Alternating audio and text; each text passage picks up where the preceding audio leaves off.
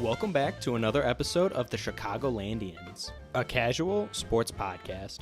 I'm your host, Patrick Cunningham, joined as always by my co-host, Connor Cunningham. We're two brothers from the Chicagoland area who love exploring every corner of the sports world.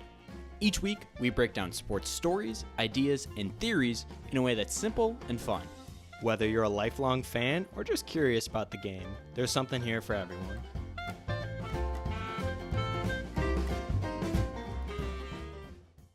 Welcome back to another episode of the Chicagolandians.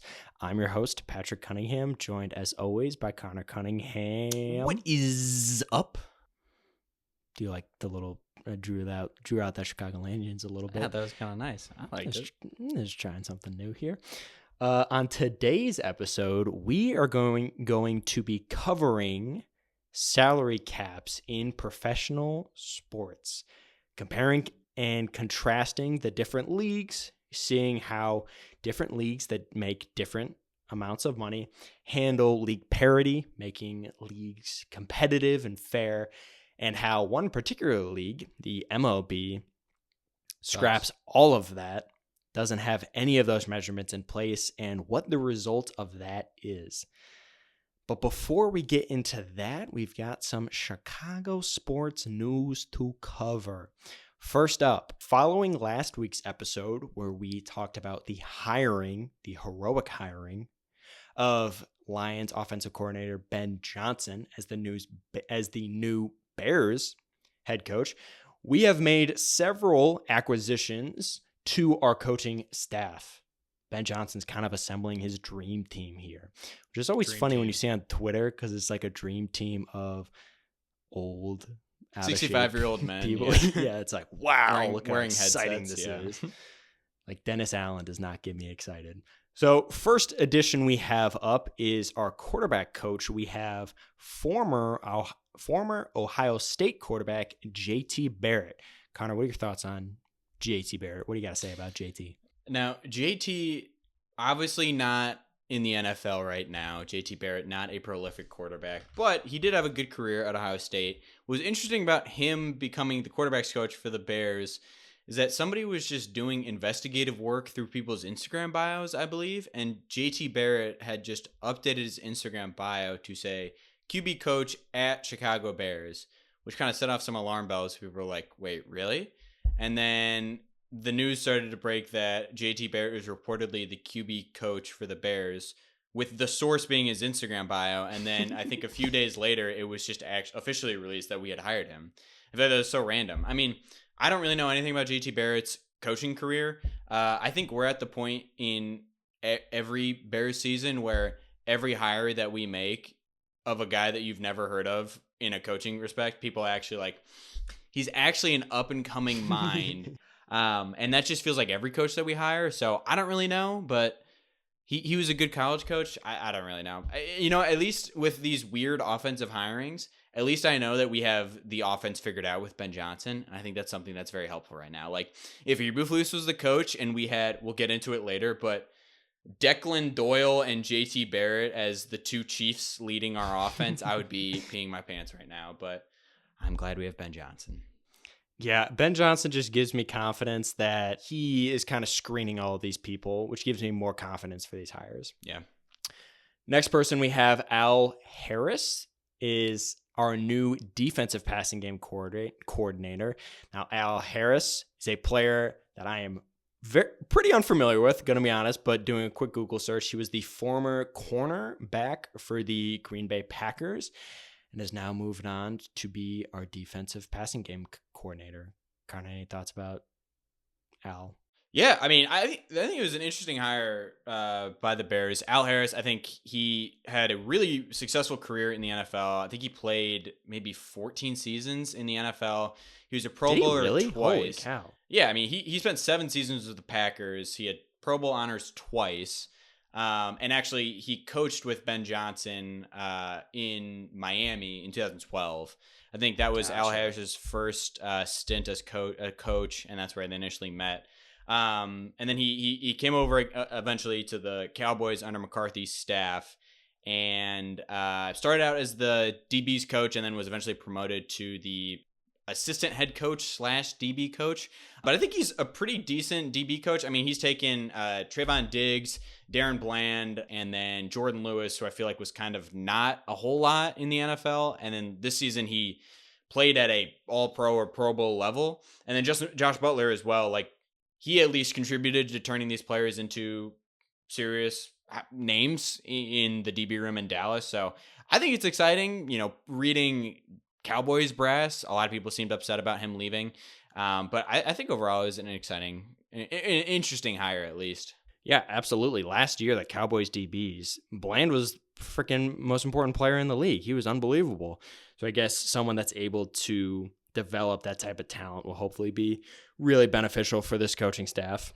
Yeah, for sure. So the next hiring that we have is Antoine Randall L. from the Detroit Lions. He has been hired as the receivers coach.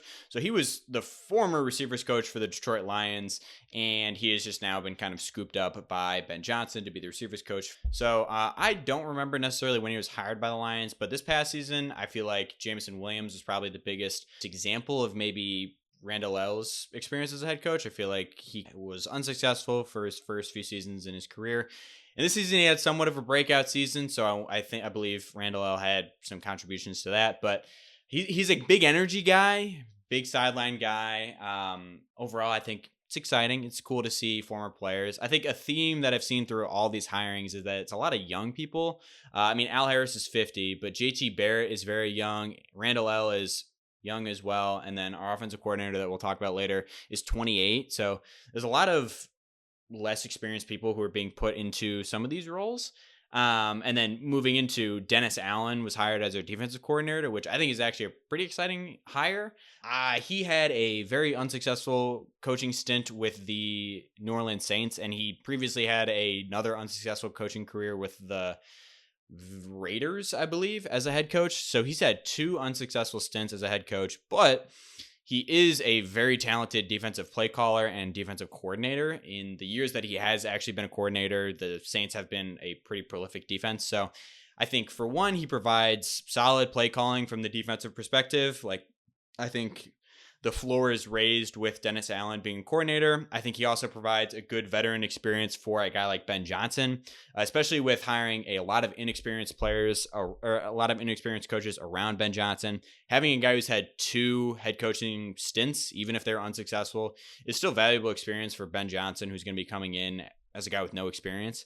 And I know we're also retaining our special teams coach as well. So that will be more, continuity or help for Ben Johnson coming in. And then finally, our offensive coordinator was Declan Doyle, who is the tight ends coach for the Broncos under Sean Payton. Now, I'm not going to pretend like I know anything about Declan Doyle, but all I know is that he's 28. And I think he's the youngest assistant to be hired, or tied as the youngest assistant to be hired, besides Sean McVay, or maybe he's like tied in the same age as Sean McVay. So, Sean McVay is a great coach. Maybe this guy's the next McVay. But so those are kind of the big hirings, offensive and defensive coordinator, that we've had. Interesting to see the staff shaping up. The last point I'll make is with Dennis Allen. A common trope that has been made on Twitter is that because Dennis Allen is old and has had 2 stints as a head coach, it is unlikely that he will be poached from other teams, which I don't know how many times us Bears fans need to say, man, wouldn't it suck if this guy gets poached before they've coached a single game, before we need to realize, hey, if they get poached, that means they did good. Because we said the same thing with Shane Waldron. We were like, man, it kind of sucks that we only have Waldron as our OC, because what if he does really good and then he's just going to lose him and then we fire him after 7 games? But Dennis Allen, a lot of people say he's kind of like Steve Spagnuolo of the Chiefs, like a guy who's just always going to be the Chiefs defensive coordinator as long as I have him. He's probably not going to take a head coaching role. But overall, I think pretty solid head coaching coaching hirings. Dennis Allen's the one that I'm most excited about. Yeah, I thought last week we had talked about the Lions offensive line coach being a potential OC Hank Fraley, candidate, right? So I guess I was a little disappointed to not see him get hired, just not necessarily because I know much about the offensive line coach of the Lions, but at the potential of their free agent being more motivated to go to the Bears this offseason with that potentially. Also, as we said before, Declan Doyle, 28. If we didn't have Ben Johnson as our head coach, I would be much more nervous about this. But if he balls out for next 2 years, he could be one of the youngest head coaches ever. Sean McVay got hired at 30 years old. So if he balls out this year, some dumb team maybe is going to give him an offer. I think Mercedes Lewis is 30 years older than Declan Doyle. I think that's, or maybe I saw that wrong, but yeah, it's crazy. He's very impressive. Yeah. So the next piece of news, slightly disappointing. We have Ian Cunningham, the assistant GM for the Chicago Bears, was just hired by the Jacksonville Jaguars. And this whole Jags GM drama is really, you think some teams are mismanaged. You think the Bears, you get a lot of talk about the Bears mismanaging teams. But then a story like this comes along where you think, there are some real jokesters in this league that are doing it much worse than us, right? Now, from my understanding of the story, and Connor, you can correct me. Maybe I have the story wrong, but when the Ben Johnson hiring had started, a big theme that he was talking about in a lot of his press conferences and a lot of rumors was that he wanted continuity top down, from the ownership to the GM to all of the executives. He wanted continuity, and was not super interested in going into a situation where the GM was on the hot seat, so the coach and the GM were potentially misaligned. And I felt like I remember hearing that the Jags, after their season ended, had decided to continue with their GM, Trent Balk or Balky? Is that it? Balky, I think. Trent Balky. They decided to stick with him despite that hurting their chances of getting Ben Johnson, because I believe Ben Johnson did not really like him, or kind of for the same situation people theorized with the Bears. Like, this guy is clearly on the hot seat. He didn't want to go with him. Okay, so they decide to stick with him. Then the Bears end up hiring Ben Johnson, right? And then after we hire Ben Johnson, the Jags now decide, okay, we actually don't want to keep this guy anymore. So then they fire their GM and then hire the Bears assistant GM. Real kind of crossing of wires, crossing the streams. Beef job. Yeah, seriously, it's just a classic beef job, right? Am I getting it? Am I getting all the facts right with that story? No, I mean, you summarized it pretty well. Now, I will say, the source on this is from Frank Grizzly, period. That's the Twitter handle, at Frank Grizzly. The tweet was, the Jacksonville Jaguars plan to announce Ian Cunningham as the new general manager. Great hire for Jacksonville. It's got 243,000 Twitter views. It's been validated by my people internally, but seems like the national media has slowed at picking it up. So we might be breaking the news on this. If anything, there's definite interest from the Jags and Ian Cunningham. So we might be beefing this story up, but I do expect Ian Cunningham to probably leave after, I don't think he'll be an assistant GM for the Bears anymore. Now, isn't it kind of weird that I feel like Ian Cunningham last year, in the offseason, was always floated around as a good potential GM candidate, and it was significant that Ian was willing to stick around for another year with the Bears to build this thing. Yeah, to sign DeAndre Swift. But, what has he shown? I mean, especially this year, what has he shown that would convince a team like the Jags to hire Ian Cunningham? I'm not the one evaluating these GMs, but when I look at the Bears, this was the most disaster of a season possible. And Ryan Poles is was on the hot seat. And meanwhile, the Jags want to take our assistant GM, who is, the right-hand man to this guy. I don't know. For me, it's confusing as well. Okay. And I think that's all I'll say. Okay, good. Okay. For the next piece of news, we have the Chicago Bulls recently lost to the Golden State Warriors. Oh my God, is this right? 131-106. That is right. Jeez. The Bulls moved to 19-26. Dude, I am telling you, Connor, since that episode where I said I don't think we'll ever fall 5 games below 500, we are starting to make a case. We're starting to get after it. We are now 19-26, 7 games under 19-27 at the time of filming this. So we are 19-27, 8 games under 500. We currently hold the 9th pick per tankathon. I guess that's the 9th hypothetical pick because of the lottery system. Hey, who knows? Maybe we'll end up with the first somehow. We currently are winning by 5 points against the Denver Nuggets with 10 minutes left in the game. So how about that? Hey, Nuggets, that's a good team. Billy Donovan might be listening right now and saying, hey, we got to get our ass back together. But it still seems like the Cooper Flag show is not going to happen in Chicago. But hey, we lose every single game after this. I don't know. Maybe it could happen. Maybe it could increase our chances. But yeah, not much going on in the world of the Chicago Bulls.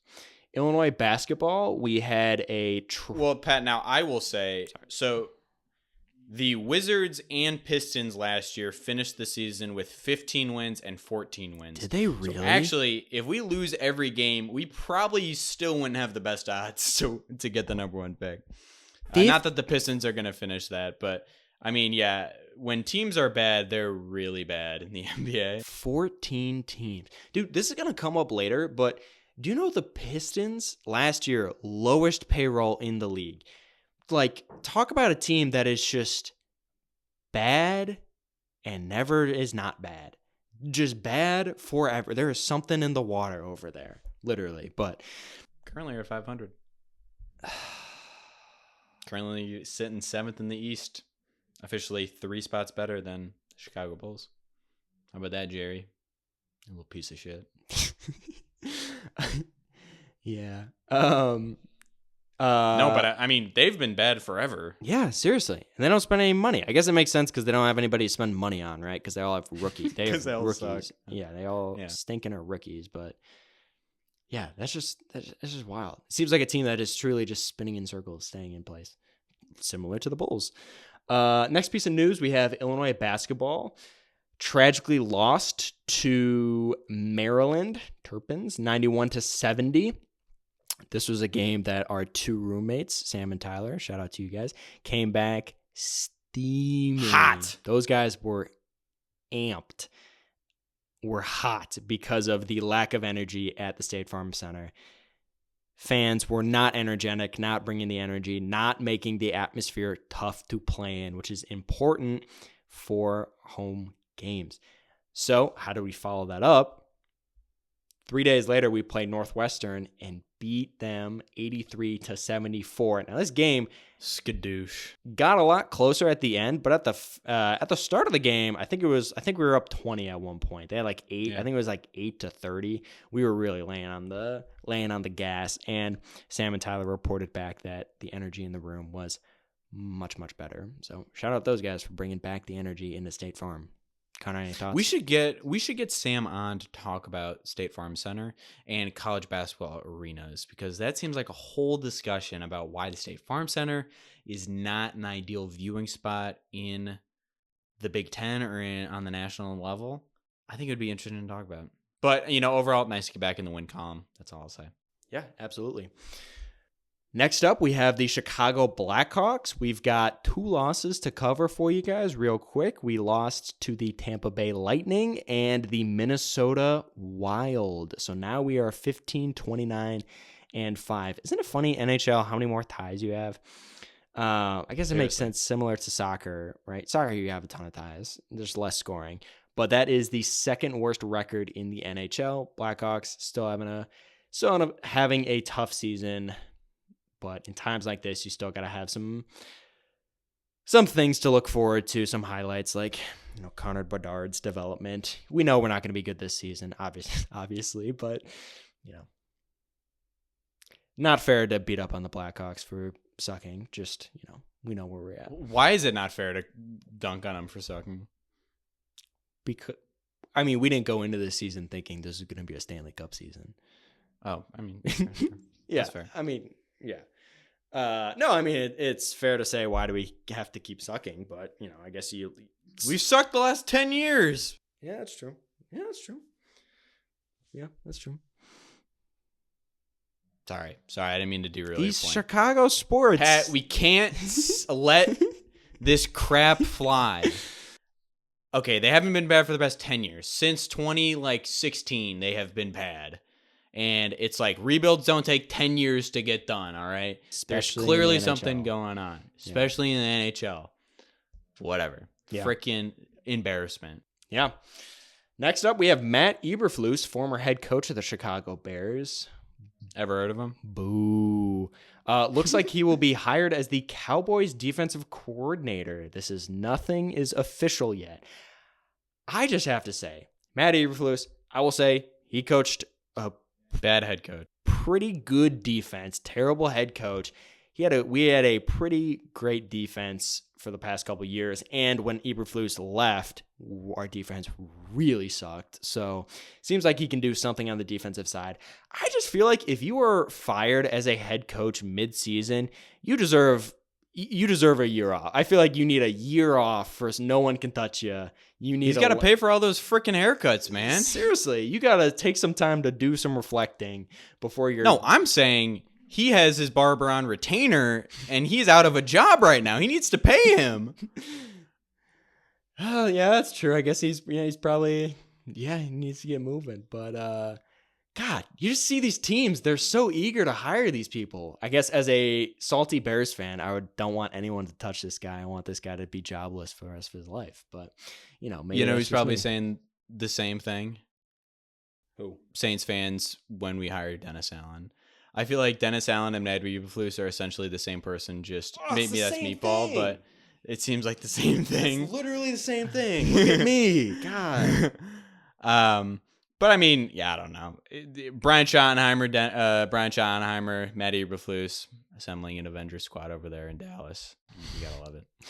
Well, I guess with hiring Brian Schottenheimer, it seems like it is no longer perfect timing for Deion Sanders and Shadur. And then finally, we have Thomas Brown, the interim head coach for the Chicago Bears, got hired by the New England Patriots as the passing game coordinator. All right. I'm happy for him. Love Thomas Brown. Tragic what happened to him. Really got thrown out. Lamb to the slaughter for the Chicago Bears, but glad to see that he is moving on to the Patriots, which I think are certainly on the rise with Vrabel, Drake May. I think that's a good spot for him. His ass could be head coaching by week 8, man. He's going to be the freaking head coach for the Patriots by week 8 with Vrabel's ass out the door. I feel like at this point, Thomas Brown deserves a shot at an OC job. I think if you're an interim head coach, I think somebody gives you a chance. I think the issue is just that he hasn't been good in the roles that he's had. As soon as the words left my mouth, I thought about that. I guess we had. Yeah, we were terrible with Brown. I mean, the offense was good when he was the OC. Yeah. It was like better, but I think he just needs to have better stuff going on before he can get a shot. Yeah. Yeah, but he's been bopping around the NFL for a while with the Rams, the Panthers, Bears, now Patriots. I don't know. Glad to see. Good for him. Glad to see he's still got a job. Connor, any last pieces of news you want to hit on? No pieces of news. That was a big old news section. So I hope you guys had your news. I hope your news tank was low because now your news tank is full, hopefully for the rest of the week. So how about that? Absolutely. Next up, we've got our favorite little section of this podcast. We have the review of the week. Been waiting all week for this. This one comes from user Tyler12980. And this review reads, "This podcast is great for my commute to work. I get all my Chicago sports news from these guys. Very fun, very entertaining, ! Thank you, Tyler, for that review. Now, this is a significant review because this is the first review that was... Careful. Thank you, Tyler, for the review. We're very thankful. We'll leave it at that. Yeah, that is a significant review. Thoughtful listeners might find out why if they do some research. So currently we have 3 reviews, 3 5-star reviews, and 9 ratings on Apple Podcasts. So hopefully by the time we film this next podcast, numbers will be greatly increased. Hopefully. Sounds like 60 of you guys still got time to stretch out your little fingers and click, clack, clack away at a Doesn't need to be review. much. Doesn't need to be much. You could have AI write it. AI is doing everything these days. AI is making me sandwiches these days. You could write an Apple Podcast review. All right. Yeah. Okay. Well, thank you Moving again. on. Thank you again, Tyler, for that review. We love you, kid. Next up, we're moving on to the meat and potatoes section of this podcast.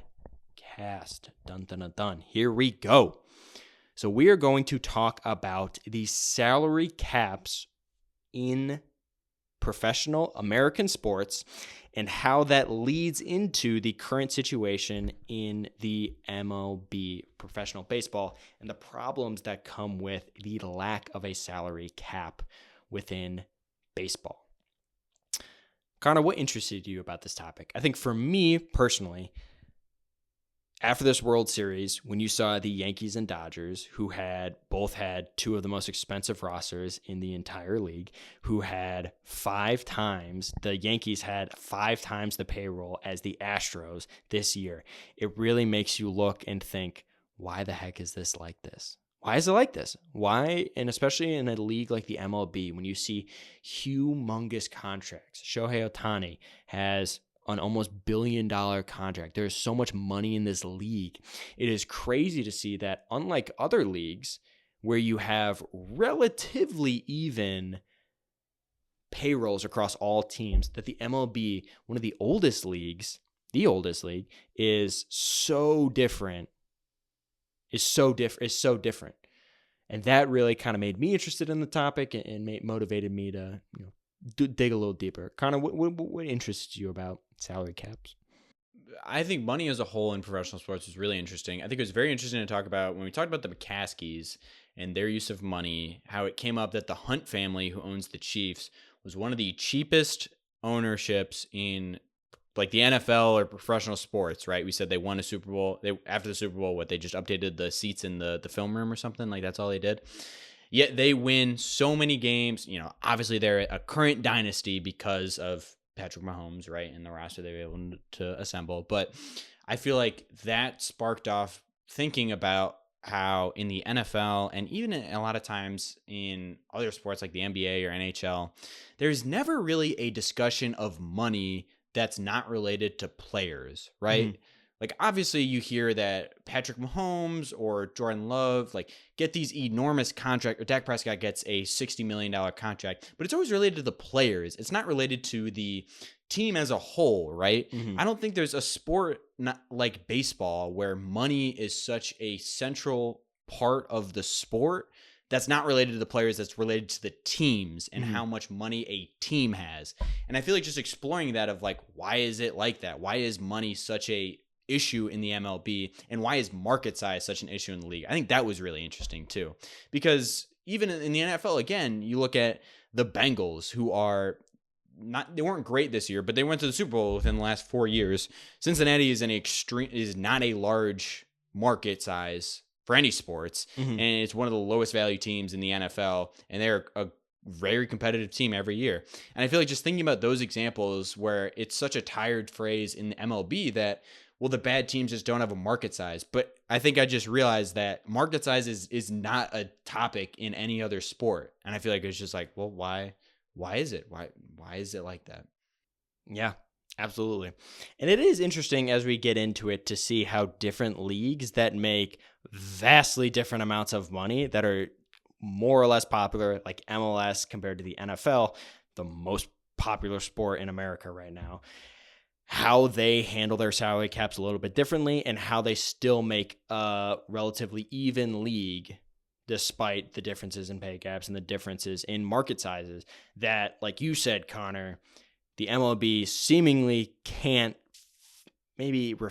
refuses to figure out, and is still used as such a crutch to, justifying any team's success or a team's failures. It's always, like you said, the market cap. Yeah. But to start, we're going to start by covering the 4 different professional American leagues other than the MLB, including the MLS, the NHL, the NFL, and the NBA, and seeing how they each uniquely handle the salary cap situation, comparing and contrast the 4 different leagues, and that's going to lead us into the salary cap discussion for the MLB. So first up, we have the MLS for the uninitiated, that is Major League Soccer. Now, soccer is obviously not the most popular sport in America. It is very, very popular overseas, but in the United States, it is still taking its time to kind of get off the ground. It's taking its time for a while. I think it'll continue to take its time. Yeah, as long as we have football here, I think it's going to be pretty hard for soccer to grow up, to become big. But right now, MLS has a salary cap of $5.2 million. For comparison, the NFL has a salary cap of $255 million. So orders of magnitude smaller in the MLS, just purely because of the amount of money that you have going into these leagues. These numbers, the salary caps, are typically generated by the revenue of the league, the proportion that belongs to the players, typically 50%, divided amongst all of the teams. That's how you come up with a salary cap typically. So $5.2 million, that kind of tells you MLS, not a very popular sport. I think DeAndre Swift makes like $6 or $8 million a year, and sucks. So how about that? DeAndre Swift would be your whole team. You would just only be able to send DeAndre Swift out there on your soccer team. That's all. Wouldn't be a very good team. No, he wouldn't be able to see the goal. He wouldn't. Whatever. But what is unique about the MLS is the designated player rule. A MLS team can designate 3 players that they can pay, the owners can pay whatever amount they want. It will not affect their salary cap. So this was instituted, this is otherwise known as the Beckham rule, for when David Beckham came to the LA Galaxy. I believe at the time when he came to the Galaxy, he was making about $6 million a year on the Galaxy, which obviously is way more than the entire salary cap. So more than you should pay your entire team. But for a player like David Beckham, who is an incredibly popular European football player, there is no reason he's going to come over to play in America for any money, anywhere close to what the MLS players are making. But from the MLS perspective, they are trying to incentivize fans to actually tune in and watch the games, right? They want more eyes on the sport. So the commissioner of the league, or whoever came up with this rule, made this rule to incentivize owners to bring in these high-level popular European players to hopefully motivate American viewers to tune in. More recently, we've seen this with Zlatan Ibrahimovic, Messi, and then eventually Neymar. Neymar is rumored to come to the Chicago Fire, right? I think he's supposed to be, rumored to make close to, I think, $20 million a year. Neymar, interested in coming on the Chicagolandians? We would have you on if you're interested.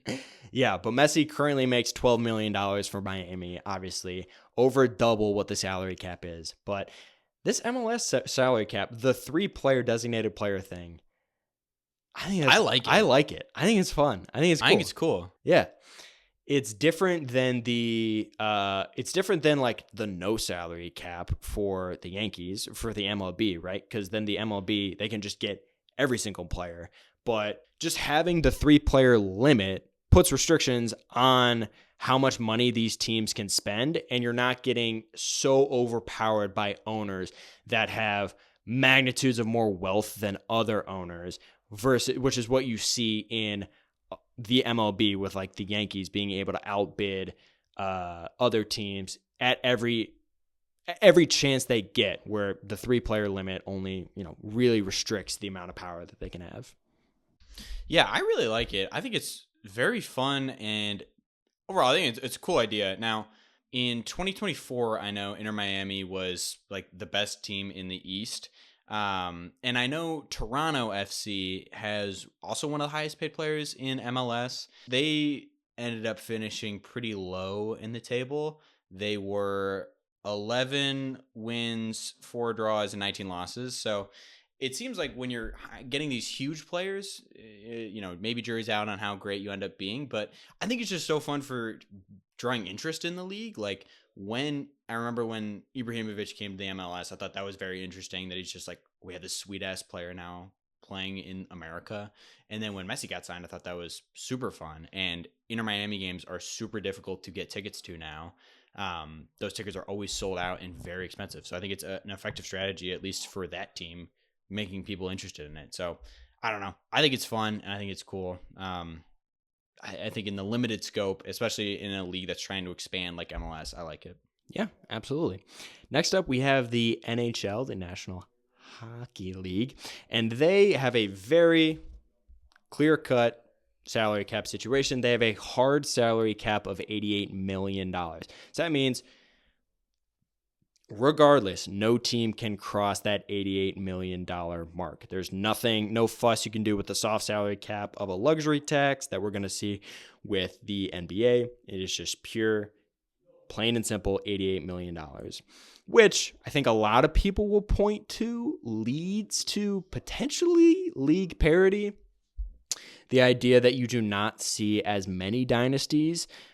I think the dynasties that you'd point to in the last 20 years would be maybe the Lightning, the Kings, obviously the Blackhawks, but I think it might be a little less common in the NHL than something like the MLB, where the Yankees and Dodgers are competitive every single year.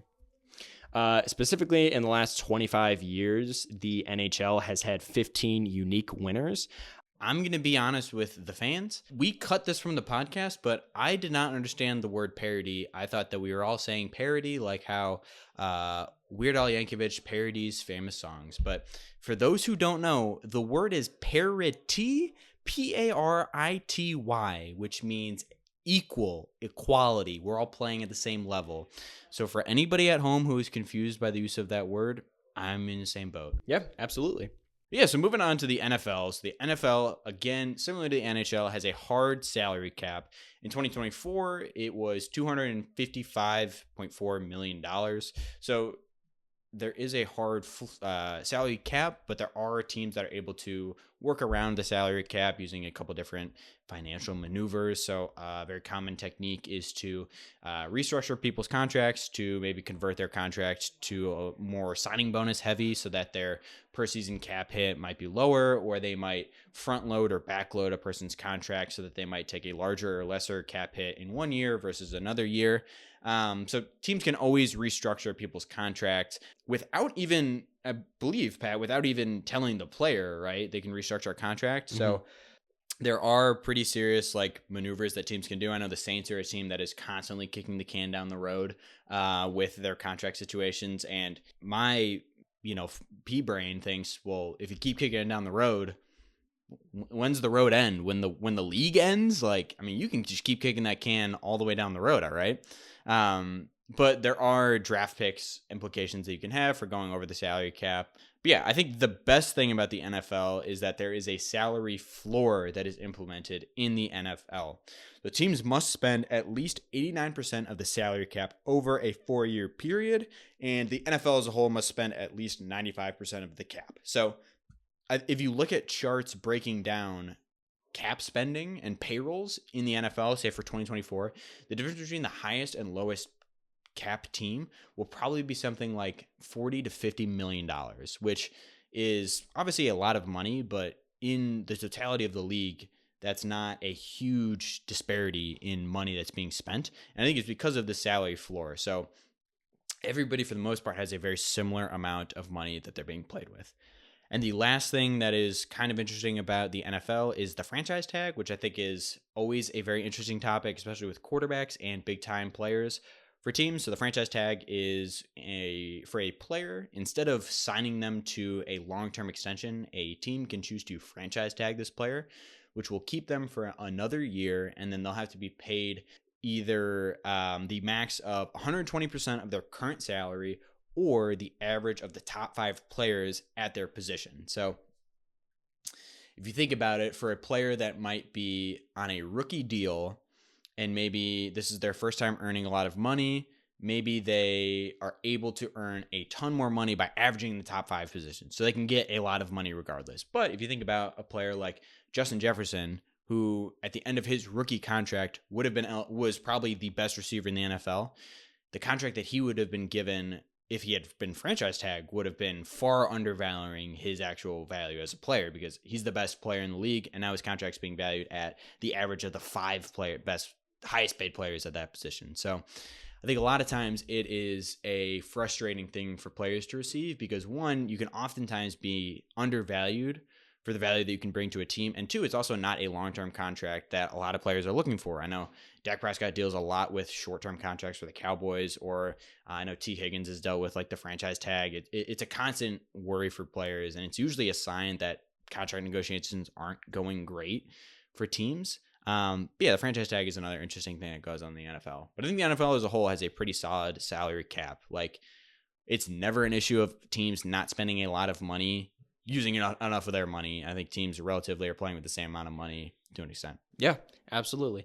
And to go back on the salary floor, something that you never see in any other league other than the MLB is maybe in the NBA with the Bulls, I would say specifically. But when you think about sports teams as a business more than a team, more than like a sports team, this is why a salary floor is so important. Because, for example, the NFL has some sort of revenue sharing system that goes on with the TV contracts that are set up. I believe each team gets something like $100 million or something each year from these TV contracts. So on the surface, you would think a team could maybe intentionally not spend any money on their teams, hire a bunch of really crummy players and be well under the salary cap, and then just kind of rake in that $100 million every year and profit a lot for the owners. But you say theoretically, Pat, that very much does happen. Obviously, that would stink, and that would be not very fun, and that would really incentivize teams to do that and lead to non-competitive teams that are just tanking every year to fill the owners' pockets. So the NFL decides to implement a salary floor, so teams cannot do this. And as we'll get to later, this is a problem with the MLB because they lack a salary floor. Now, it's important to note that I think a salary floor is kind of impossible to have without a salary cap. So it's not like, I don't think you can have a floor without a cap. But the floor is the ceiling. Yeah, but that is the NFL. Clearly, or in our opinion, a better product than most professional sports out there. Next thing up, we have the NBA salary cap. And I feel like when you talk about salary caps, all of the other leagues are pretty simple. NHL, simple as it gets. MLS has a little spice with the 3 players. NFL, pretty plain Jane. You don't hear a lot about it. NBA salary cap gets a little interesting. There is a lot of layers going on here. We don't need to go into crazy depth here. We can just cover it from a high-level overview. But the main idea here with the salary cap is that it is a soft salary cap. So in comparison to the NHL or the NFL, when they say it is a hard salary cap of $88 million, no teams can spend more than $88 million. That is the limit that you can spend. But in the NBA, it is a soft salary cap. 2024, it was a soft salary cap of $140 million, meaning that teams can go over that $140 million salary cap any amount that they want. But as they increase the amount that they are over the salary cap, they are punished more and more. So as we said before, the base salary cap is $140 million. But then once you pass that number, you enter the luxury tax system that we have. So the luxury tax line is $170 million, which is interesting because it seems like you can fit in between 140 and 170. So I don't know why the salary cap isn't at the luxury tax line, but maybe that's something else worth researching. But once you pass the $170 million mark, you are now taxed on every single dollar that you make. So you might be taxed $1.50 for every dollar that you make, depending on how far over the salary cap you are. And additionally, the more often a team repeats being over their salary cap, So like the Phoenix Suns, for example, are constantly over the salary cap. Those tax penalties increase each year you are over the salary cap.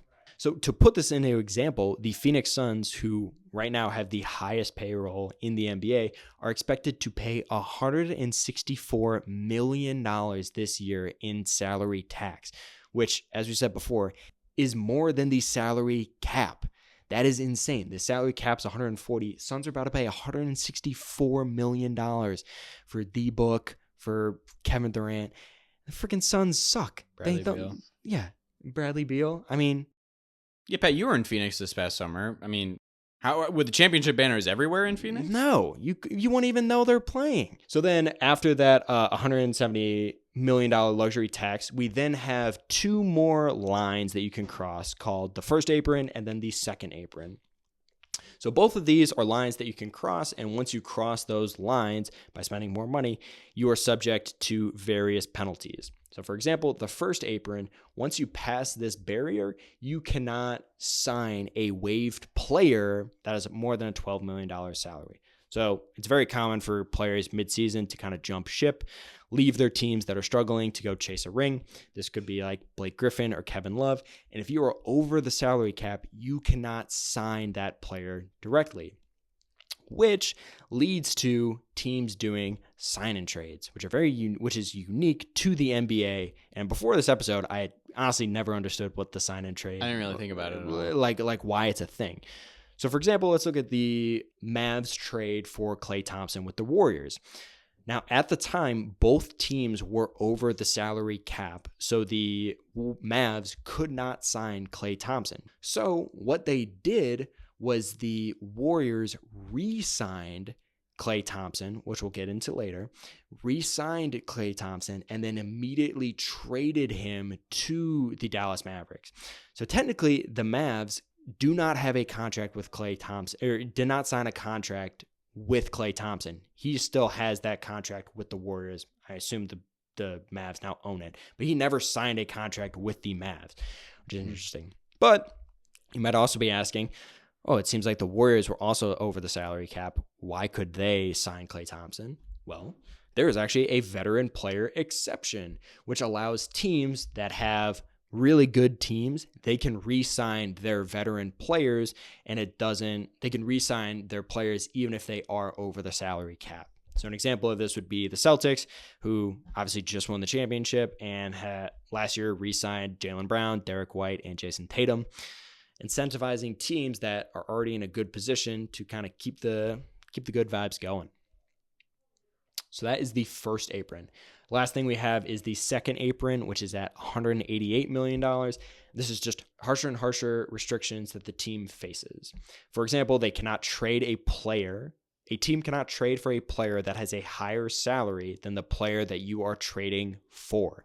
So, for example, as some of the research that I looked at, the Suns could not trade Devin Booker for Kawhi Leonard because Kawhi Leonard makes more money than Devin Booker, even though, I don't know, maybe Devin Booker is a more appealing asset. You're also not allowed to do 2-for-1 trades. Can't take two players, turn it into one player. And eventually, what I think is the funniest part is the draft penalties. So if you are over the limit for 2024, I think for a certain amount of time, if you had consecutive overs, your future first-round pick, your 2032 first-round pick was frozen, meaning that you cannot trade the pick. You can't move the pick. You can't use it in trade deals, which I think is just so funny that it's 2032. That's freaking 7 years from now. That's crazy. Isn't that funny? How young those guys are. Probably 11. Yeah. He has 11 right now. Yeah, that's crazy. If you're over the apron for 2 of the last 4 years, following that 4th year, 7 years after that, your first round pick now becomes the 30th overall pick. So some harsh penalties for being over the second apron. So you see that long-term penalty is a more serious. The 30th overall pick, that seems like a more serious penalty than my 2032 pick. I can't trade that. Yeah, for sure, right? Yeah, like that's actually consequential. So you will see the 2 out of the last 4 years for the second apron, and then also the idea that the more often you exceed the salary cap consecutively, the harsher the fines. That's why you'll see teams will kind of have a dip some years where they will not spend as much money. Maybe they'll spend hard for 2 years or 1 or 2 years and then drop a year and then come back for the next 2 years. But that covers the NBA. Overall, I think it's interesting that the NBA does it so differently than all the other leagues. There is so much nuance to the league. I think because of the nature of the game, maybe with how you only have 5 players starting, so one single player can have such a dramatic impact, and the game translates so well. Like a player can make such an instant impact for the team, again, because of the lack of just the small team size. And we see so many like in-season trades and players being able to move and make direct impact. I think you need a lot of these restrictions versus the NFL, where like it's harder to make such a direct impact on a team so fast. Connor, why do you think they have something like this? Yeah, I think maybe it is just the nature of the sport with like less players being able to make more impact. There needs to be a different salary structure. Honestly, it could also just be this is the way it started and this is the way it has continued to be. Mm-hmm. Sometimes that's like the easiest answer, but it is very interesting. And I feel like recently the talk of the second apron has gotten more buzz lately. Yeah. So that leads us into the MLB and what they are up to. Now, Connor, do you want to cover the MLB? Do you want to do your spiel on the MLB? Yeah, sure. Yeah. So we've talked about the MLS. Now, MLS, I'll say, probably pretty excited that they got thrown into this conversation about the Chicagolandians. I don't know, that's big for them, Major League Soccer. Talked about the MLS. We talked about the NHL. Talked about the NBA. Talked about the NFL. Now let's talk about the MLB, which is the purpose and the central focus of this episode, and it was what birthed the idea. So let's talk about the current landscape of the MLB. So to keep it simple, there is no salary cap. They have the most simple salary designations in that they just don't have a salary cap. And alongside that, they don't have a salary floor. So because there's no salary cap in the MLB, there are enormous discrepancies in payroll between the most expensive teams and the least expensive teams. For example, the New York Mets in 2024 had a payroll of close to $315 million. The Oakland Athletics in 2024 had a payroll of $62 million. That is a huge discrepancy. Mets having 5 times as big of a payroll as the Athletics. Now, to put it in perspective, Shohei Ohtani makes $70 million per year. So 1 year of Shohei Ohtani is equal to the entire payroll of the Oakland A's, right? Another thing that's different about the MLB is that deferred contracts are a lot more common. So a lot of people know about Bobby Bonilla Day, where every day on July 1st, the New York Mets pay Bobby Bonilla like $1.5 million because of a deferred contract that he has. Shohei Ohtani has a very similar contract, which I did not know about. So from now until 2034, Shohei Ohtani will make $2 million per year. And then from 2034 until the next 10 years, he'll get paid $68 million a year. So his cap hit for the next 10 years for the Dodgers will be $2 million. And then eventually he'll get paid $68 million, I guess, as long as the world doesn't end, I guess. But these deferred contracts are very interesting, and they also allow teams to just create massive payrolls without even paying their best players, right? Like Shohei does not have a cap hit on the Dodgers. Very interesting. So overall, there are huge disparities between the top 10 and bottom 10 teams in payroll. The difference between the totality of payroll in the top 10 versus the bottom 10 is $1.5 billion, which is an insane disparity between the leagues. If you look at a graph between the top spenders in the NFL versus the bottom spenders, we said before, there's very little difference. It's almost a flat line if you compare it. But the slope for the MLB is enormous. And coinciding with the lack of a salary cap is that there's no salary floor in the MLB. So there's no amount like in the NFL. There's no 89% rule like in the NFL. Teams can spend however much they want to field a roster. So teams have no incentive to spend the revenue that they're making. Pat, you brought up the TV contracts that teams are able to make.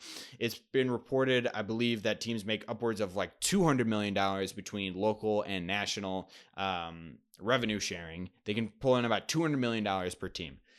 So in 2024, the Tampa Bay Rays spent 33% of their 2023 earnings. The Mets in 2024 spent 87% of their 2023 revenue. And that's the way it is in the MLB. There's nothing that's telling you that you can or cannot do that.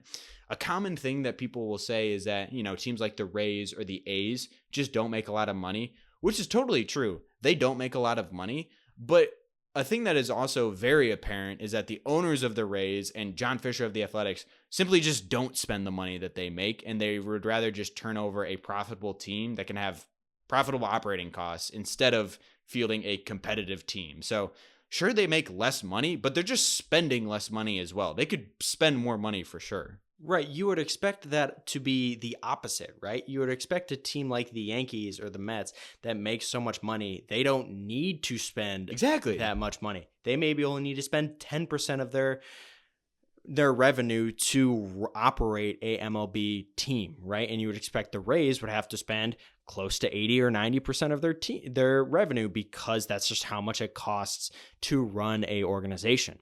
But it's the exact opposite. The teams with the most money are also spending the most money. Yeah. And it creates this cycle of, the teams that spend the most money, we'll get into a little bit later, but teams that spend the most money end up doing pretty good and continue to make more money. Now, the issues with the MLB, there's some issues with the MLB. There's some alternative examples that kind of sway the other way. But my issue with the MLB is that in general, the product is bad. I do not think the MLB product is a competitive product when you compare it to, for instance, the NFL. So since 2011, there's been one team to win the World Series with a payroll ranked lower than 15th. There's 30 teams in the MLB, so less in the lower half of payroll. That was the 2017 Astros, who, I will remind you, had to create an enormous cheating scandal of sign stealing in order to win the World Series. So the one example since 2011 you can point to had one of the largest cheating scandals in MLB history in order to win the World Series. And there is a huge correlation between World Series success and payroll. The teams that spend the most money in the MLB do in fact win the most. If you think about it, since 2011, the Dodgers have made the playoffs 12 times. And since 2011, the Dodgers have ranked outside of the top 5 in payroll only 3 times and have never ranked outside the top 10 in payroll. So the Dodgers are a clear example of they're spending the most money, and while they're not winning the World Series every time, they are clearly a competitive team year in and year out. How many times do the A's make the playoffs? I know the Rays had that a couple seasons, right? It's like it is so clearly the similar amount of teams that are at least competitive in the MLB, and it's so clearly related to payroll. And the product or the issue that comes with this is that there are certain franchises that are tortured by greedy owners, and there needs to be such serious levels of competitive advantages in order for teams to succeed. So you think about the Oakland A's. They literally made an entire movie with Brad Pitt called Moneyball about how much thinking they literally had to rethink the way that baseball players were evaluated in order to succeed because of the amount of money that they were given. And the team didn't even do well. They didn't win. They didn't win anything. That is what has to happen for these teams to at least be competitive. And they didn't even win a playoff series, did they?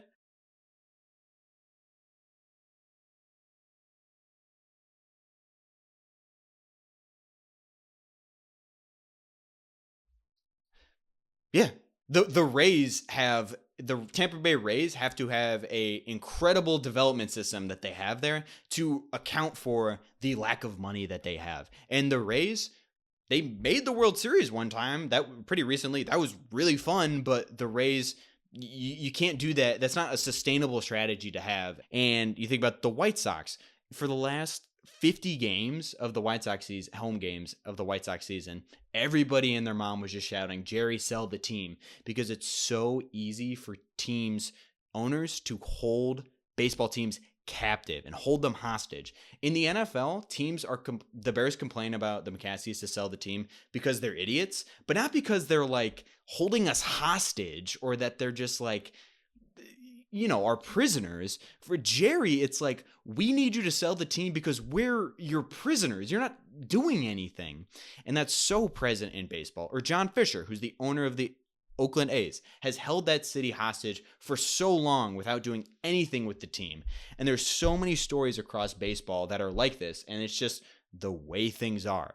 So I think that is, in a nutshell, my biggest issues with MLB. And we mentioned it before, but there are few professional sports where the topic of money is, from a team perspective, is as prevalent as in baseball. Like, no other sports league do you think, like, this is just a cheap team that doesn't have enough money to be competitive. And I think overall, like, it is a really sad thing to see in sports. Like, that's not the point of sports. I think it's very frustrating. Yeah, absolutely.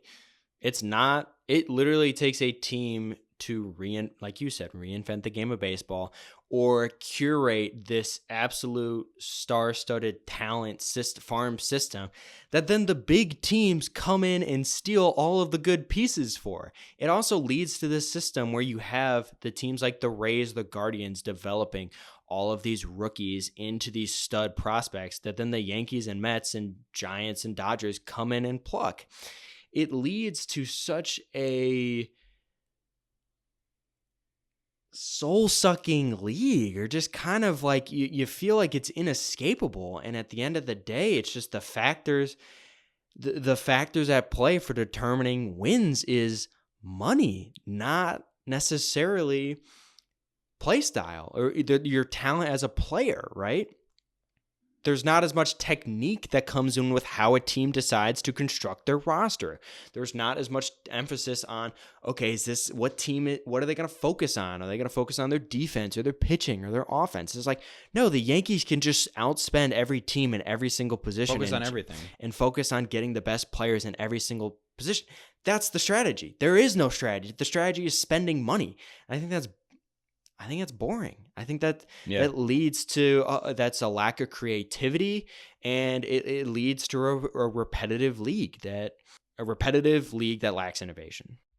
Yeah, we can get into it. Alternative examples where this past MLB playoff series, 5 of the 12 teams who made the playoffs ranked in the bottom third of payroll. So they're all ranked 20th or lower, which is a good example for teams that make the playoffs without spending a lot of money. I think the Tigers had their entire payroll was less than Shohei Ohtani's, or maybe like half of what Shohei Ohtani made, right? And teams like the Cubs, Rangers, and Jays were ranked 7 through 9 in payroll and didn't make the playoffs. And there's other examples of like the Diamondbacks in 2023 were ranked 20th in payroll and they made the World Series. They did lose 4-1 to the Rangers, who ranked 4th in payroll. Regardless, it's still interesting to see these teams win, or at least have success. The MLB has actually had more unique winners than the NHL or the NFL since 2000, with 16, which is something that was news to me. But I think big issue that I have for me is like when you hear about the Rays or different teams that have like better strategy or better player development or just, unique factors that are having better strategic baseball. It's like that is why they're having success. And I feel like that is the purpose of sports. Like that should be why one team is being better than the other team, because they're smarter or they're more talented or they're more creative in strategies, but that should be the focus of the sport. But with baseball, the focus of the sport, that is not the main reason that a team is good. I think that you hear these arguments being made is that baseball isn't all about money. Sometimes it's about luck and strategy, but that's how every sport should be. Sports should be about luck and strategy. They should not be about money. And obviously, like, you can't just say, sports are a business at the end of the day, but I think for a good product from a fan base perspective, it shouldn't be about money. And I think that's the biggest issue. when you look at something like the NBA, whenever the teams do try, now it does work in some cases, but I think in recent times, when you do see teams try to outspend other teams, and assemble these super teams, I think of the Nets or the Suns or like the Clippers or the Lakers, because the Lakers won, but it often doesn't work out. And it's usually a team like the Celtics that have homegrown a lot of their talent and have had all their players gelling together, working, that produces the best team versus this artificial Frankenstein team that you've constructed who have never played together. And they're all playing in this one isolated moment. And it just leads to, I think, a clunky sport. And you'd think, what would it be like if you forced a team like the Yankees that would still probably have fantastic talent, if you forced players like Ohtani and Judge to also work with the best strategies in the league or the best coaching techniques or the best other factors of baseball other than just getting the best team? What would that look like versus now you're just watching them play with all of the best players and not, I don't know. And I think you saw it this year with the World Series. Like the Yankees lost because they collapsed because I think they couldn't play well together. Their defense sucked because they had all just started playing together. You've just artificially assembled this team that doesn't gel, and they didn't work. And then Soto leaves the next year. Like, I don't know. To go to the Mets, who already had the highest payroll. Yeah. And now just probably signed the guy who has who makes $50 million a year. Yeah. Right. Now it's the biggest rich gets richer sport. Seriously. Now I will play devil's advocate here, Connor. And this is something I brought. There's a lot of things that we talked about beforehand, but I will say the one thing that I would say, it was when I was watching the World Series. It is, I think with other leagues, it can be disappointing, like the NBA, where you have so many superstars in the league, right? And then the biggest game, like the NBA Finals, you only have a select number of the superstars playing where everyone is watching. And you only get the chance to see all the all-stars. You don't get the chance to see all of the best playing each other at a really competitive high level. You just see Luka, Kyrie, Tatum, Brown. Right? All the other stars have been filtered out through the playoffs. But what is unique about the MLB is that the way this structure works is that by the time you get to the World Series, you are looking at two absolute star-studded superpower teams where you do get to watch the 20 best players in the league, maybe certainly the highest paid players in the league going at each other at the highest possible form of competition. And do you think for a league, especially like the MLB, when no one really watches all 152 games and all people really care about is playoff baseball, is it better to just have all of the talent condensed into this short period? I don't know. I think there's a conversation you could have there. I think there's an argument maybe. Yeah, I could see the argument, right? I think, from a national perspective, if somebody who's not interested in watching baseball, like from a national perspective, like it makes the sport more interesting because now the playoffs, it's like that one season of March Madness where, San Diego State played UConn in the championship. The storyline is really interesting. Like it's so interesting how UConn and San Diego State, lower seed teams, make it to the championship. That's very interesting. The journey is very interesting. But the actual championship game, what's different when you don't know any of the players. So from a national perspective, it's nice to have these big teams playing in the MLB World Series. But then it's like, well, what is the point of having an 162 game season? What is the point of any of this if it's just like, okay, the argument is that you can have these two super teams. We're all just the generals and these two teams are the Globetrotters and we just have to play them because we have to and wait for them to take all of our good players. What's the point of the league if it's just, okay, you want two teams to be good? I do understand the argument, but I just think that's such a I don't know. Makes you upset. That's a real outsider's perspective. That's like me being excited to play PSG because I get to play with Neymar, Messi, and all the other people, right? But if you're an actual fan of the team, you would hate that, right? If you're a fan of the White Sox, I hate it because all the good players are on 2 teams and my team gets freaking crushed every year. That sucks. Yeah, but the Bears, I think, every year, for better or for worse, I think, great, there's a shot we win. There's a shot we Bears win are 10 back. games. Yeah, every year I think, okay, Bears are back. We got a chance here. I mean, yeah. So you might be asking, why is the MLB like this? It seems like everybody for 10 years has been complaining about the salary cap. And that is true. There's articles from far before the Chicagolandian days complaining about the lack of an MLB salary cap. I think the root of the issue is that it was, and therefore it is, and will continue to be. There has been no salary cap, and at this point, there's too much interest on both sides. There's too much difference of opinions from both sides, from both the players' union and the ownership, that there's no way that a conclusion could be made. Right? If you think about it, a salary floor is not appealing to the owners. Why would John Fisher want to spend more money for his team that he's already not trying to be competitive? Why would he want to spend more money? A salary cap is not appealing to players. Why would Shohei Ohtani agree to make less money in the MLB? So these two parties, clearly there's not it's very difficult for them to come to an agreement because the two solutions are just so clearly against one another. Another thing is, like, local markets are much more important in the MLB compared to the NFL. The NFL does a very good job of having national broadcasting schedules, but in the MLB, the majority of baseball games are only shown on the local markets. So because there's 162 games, right? Like, if I'm in Los Angeles, I never see the White Sox play baseball, right? Like, I would never see the White Sox play baseball. There's no revenue that's really going on there. That's why they have revenue sharing, right?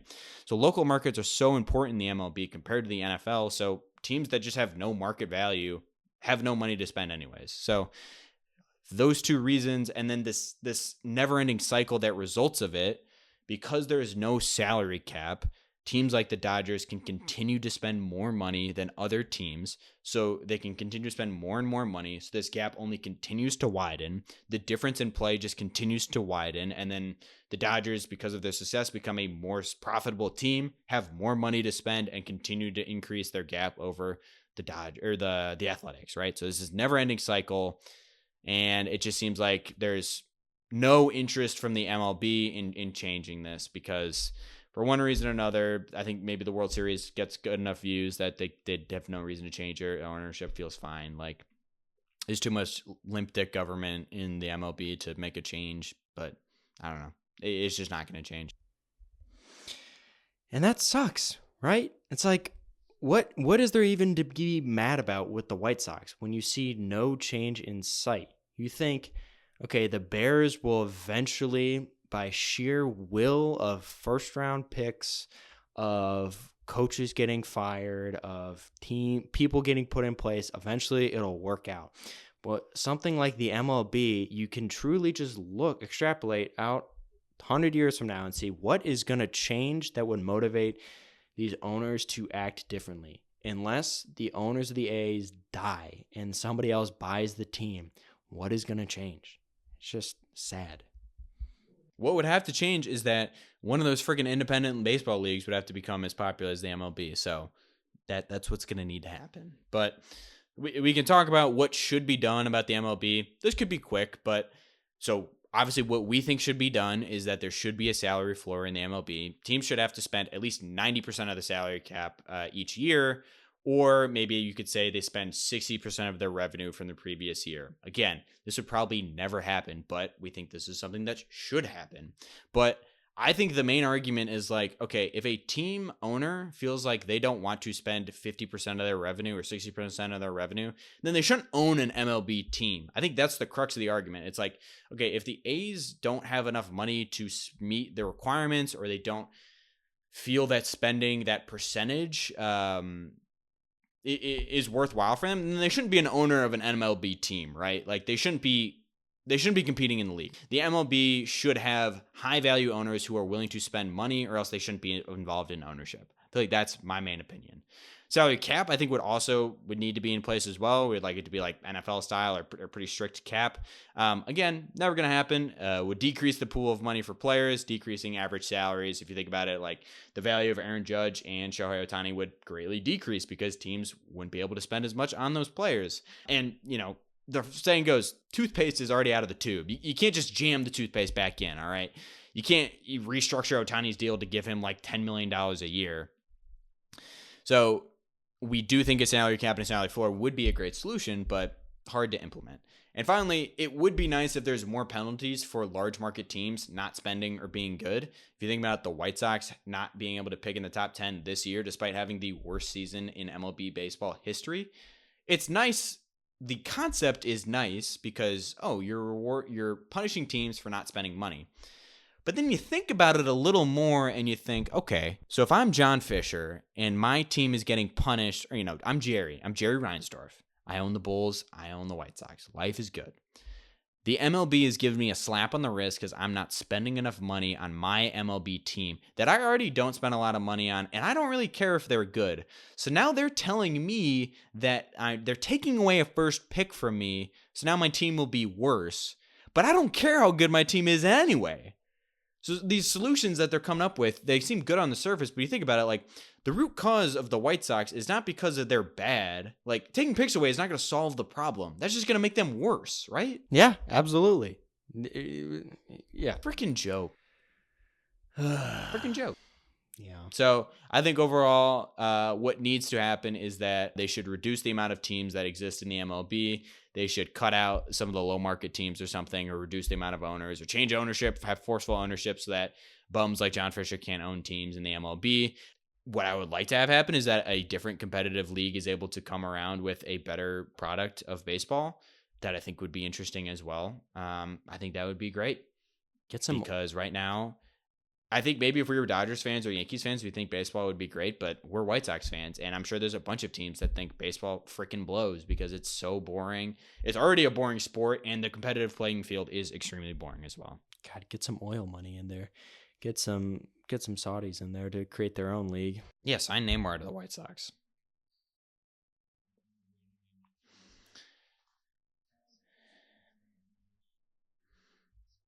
I think that's it for me. I think I'm ready to wrap this sucker up like a present. Okay. Please, Navidad stylies. Well, that'll do it for this episode on salary caps in professional sports. I thoroughly enjoyed researching this episode. Revealed a lot to me about money in sports, how different teams how different leagues make their teams competitive, and why the MLB is not as fun to watch as other leagues like the NFL. But if you enjoyed today's episode, be sure to leave us a review on Apple Podcasts or Spotify. You might be featured in our next episode. And if you want more Chicagolandians content, you can find us everywhere at the Chicagolandians. And with that, I will leave you guys all with a bear down. Bear down, baby.